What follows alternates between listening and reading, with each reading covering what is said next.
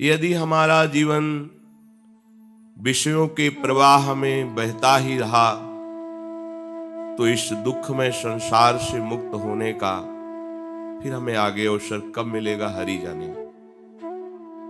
84 लाख योनियां हैं और इनमें केवल एक योनि के द्वारा ही हम मुक्त हो सकते हो, मनुष्य योनि, और वो हमें प्राप्त हो गई है।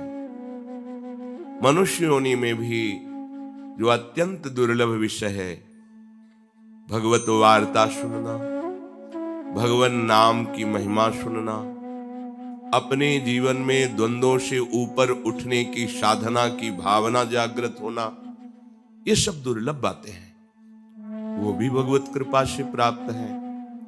अब अपने को सावधानी पूर्वक प्रमाद ना करते हुए इसी जन्म में भगवत प्राप्ति करनी है। भगवत प्राप्ति में बाधा है कामना। ये बहुत बड़ा शत्रु है, अध्यात्म मार्ग का बहुत बड़ा दुश्मन है। पूरा जीवन निकल जाता है सतमार्ग की चेष्टाएं करते हुए, पर ये कामना ही हमें अनुभव में नहीं आने देती। साधना का जो फल है, प्रभुपद पंकज प्रीति निरंतर, यह सब साधन कर फल सुंदर। समस्त साधनाओं का सुंदर फल है आराध्य देव श्री हरि के चरणों में निरंतर अनुराग भरी वृत्ति से हमारा संपूर्ण अंतःकरण उसी में डूब जाए।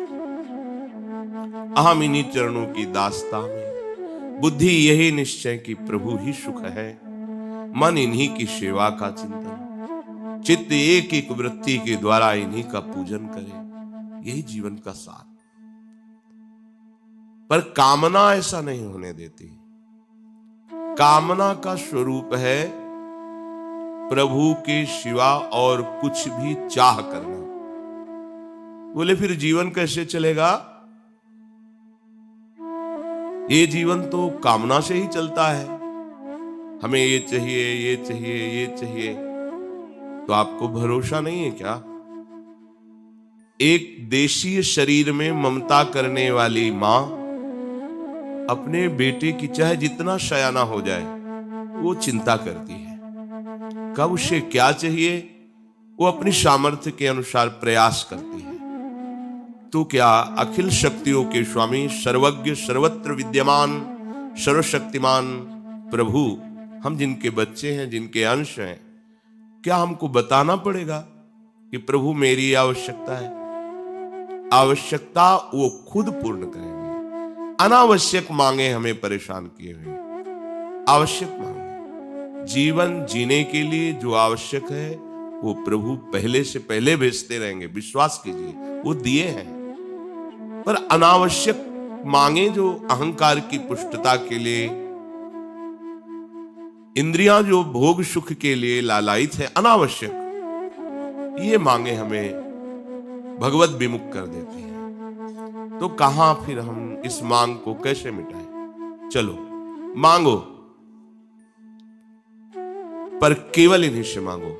भगवान ने रास्ता दे दिया। आर्त, अर्थार्थी, जिज्ञासु, ज्ञानी, 4 ही प्रकार से मेरे को भजने वाले हैं। भगवान ने उसमें कहा कि जो ज्ञानी है वो मुझे बहुत प्रिय है, बहुत प्रिय है। तो फिर ऐसा लगा कि ये जो 3 हैं, आर्त, अर्थार्थी, जिज्ञासु, ये आपको प्रिय नहीं है। श्री भगवान मानो इसी भाव को आगे पुष्ट करते हुए कहते हैं, उदाराः सर्व एवैते। भगवान उदार कह रहे हैं, जो इनसे मांगता है, देखो कैसे उदार शिरोमणि है। प्रभु से जो मांगता है प्रभु उसे उदार कहते हैं, दरिद्र नहीं कह रहे, भिखारी मांगता ही रहता है, ये दे दो, ये दे दो। जैसे कोई संपत्तिवान माता पिता हो और उसका पुत्र उससे मांग रखे बार बार, तो उसे अच्छा लगता है कि इसी के लिए तो वैभव है, अच्छा है, और क्या चाहिए तेरे को, और क्या चाहिए। उनको और दुलार आता है। फिर ये तो अनंत शक्तियों के स्वामी हैं। पर शर्त है केवल इन्हीं से। इस शर्त में हम सब फेल हो जाते हैं। अगर केवल एक बात रहे कि इन्हीं से तो आप निहाल हो जाओगे,